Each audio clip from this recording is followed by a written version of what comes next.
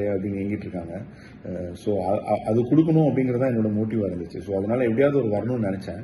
அவர் வர முடியாத ஒரு சுச்சுவேஷன் இருந்துச்சு. ஏன்னா அன்னைக்கு வந்து யூடியூபர்ஸோட ஒரு லைவ் ஈவெண்ட் இருந்துச்சு அவருக்கு. ஸோ அவர் வரலன்னு சொல்லிட்டாரு. ஆனால் அன்னைக்கு காலையில் வந்தார் ஃபங்க்ஷனுக்கு, பிரதர் ஆடியோ லான்ச் வந்துட்டு எல்லாருக்கும் ஹாய் சொல்லிட்டு அவர் கிளம்பிட்டாரு. எனக்கு என்னன்னா ஒன்றும் புரியல, ஏன் இந்த மாதிரி ஸ்டேஜுக்கு வரல, அதுக்குள்ளே கிளம்பிட்டாரு. நான் விட்டேன். அப்புறம் ஃபங்க்ஷன் முடிஞ்சிருச்சு.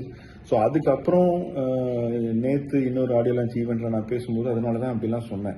ஆடியோ லான்ச் ஃபங்க்ஷனுக்கு லிரிக் ரைட்டர்ஸ்லாம் வரணும், சிங்கர்ஸ்லாம் வரணும்னு சொன்னேன். பட் லேட்டராக தான் எனக்கு தெரிஞ்சது என்னன்னா, அன்னைக்கு வந்துட்டு எல்லாருக்கும் ஹாய் சொல்லிட்டு அங்கே போயிட்டு யூடியூபர்ஸ் ஈவெண்ட்டை அவர் அட்டன் பண்ணிட்டாரு, அதுக்கு தான் போயிருக்காரு அப்படிங்கிற விஷயம் எனக்கு லேட்டராக தான் தெரிஞ்சுது. ஸோ அது இல்லாமல் இருந்திருந்தால் அவர் கண்டிப்பாக நம்ம ஃபங்க்ஷனுக்கு ஃபுல்லாக இருந்திருப்பாரு அப்படிங்கிற விஷயம் எனக்கு லேட்டராக தான் கன்வே பண்ணாங்க. ஸோ ஒரு சின்ன மிஸ்கம்யூனிகேஷன் தான் இது. மற்றபடி அனீஷ்கிட்டையும் நான் பேசினேன், பாலபாக்கிட்டையும். உண்மையிலே நம்ம ஃபங்க்ஷனுக்கு வரணும் ரொம்ப எக்ஸைட்டடாக இருந்தார். அவரோட ஃபர்ஸ்ட் ஆடியோ லான்ச் ஃபங்க்ஷன்லாம் சொல்லிட்டு இருந்தாரு. ஸோ ஒரு மிஸ்கம்யூனிகேஷன் தான் ப்ரோ. சும்மா ஜாலியாக ஃபன்னாக தான் நான் பேசினேன். நீங்கள் எதுவும் தப்பாக இருந்துச்சு